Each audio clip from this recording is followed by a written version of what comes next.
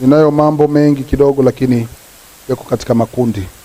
Nabii hizi zinahusu mambo yatakayotokea sasa, kwa maana ya mwaka 2026 na mengine yatatokea baadaye. Jambo la kwanza linaanzia kwenye dunia kwa ujumla. Kutakuwa na vifo vya marais walioko madarakani katika nchi mbalimbali duniani pamoja na marais wastaafu. Kutakuwa na vifo vya marais walioko madarakani katika nchi mbalimbali, na wengine watakuwa katika nchi za Afrika pamoja na marais wastaafu. Na jambo la pili, kutakuwa na mapinduzi ya hapa na pale katika mataifa mengi duniani kwa sababu ya hali ya ugumu wa maisha. Katika mataifa mengine watu watakuwa kwenye hali ngumu ya maisha. Kwa hiyo itapelekea mapinduzi, na mengine yatafanywa na raia, mengine yatafanywa na jeshi.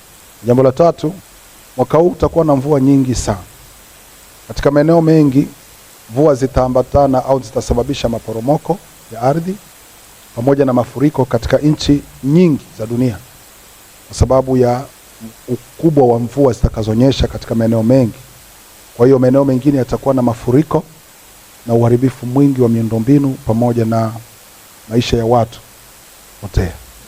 Jambo la mwisho la ujumla katika dunia ni kutokea kwa maandamano ya kupinga serikali zilizoko madarakani.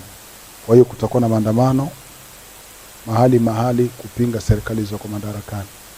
Tulishuhudia mwaka jana, Mungu alituambia hivyo, au mwaka pia tumeyaona mengi maandamano.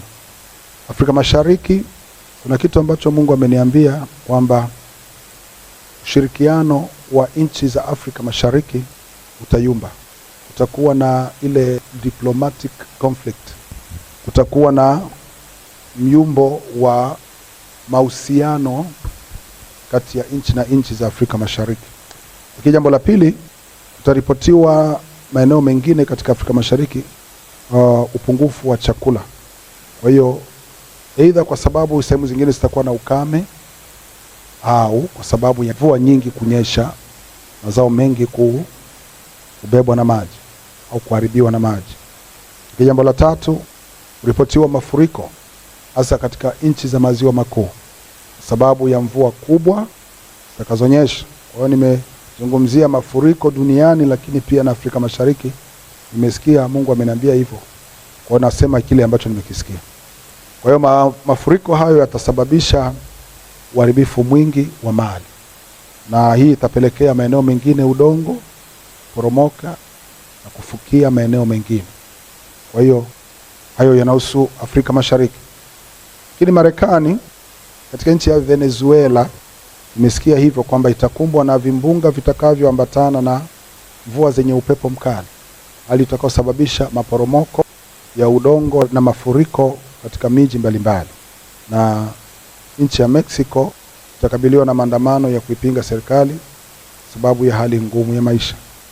United States of America kwa maana ya USA imeona maombolezo ya rais mstaafu mojawapo katika marais waliowahi kutawala katika nchi hiyo.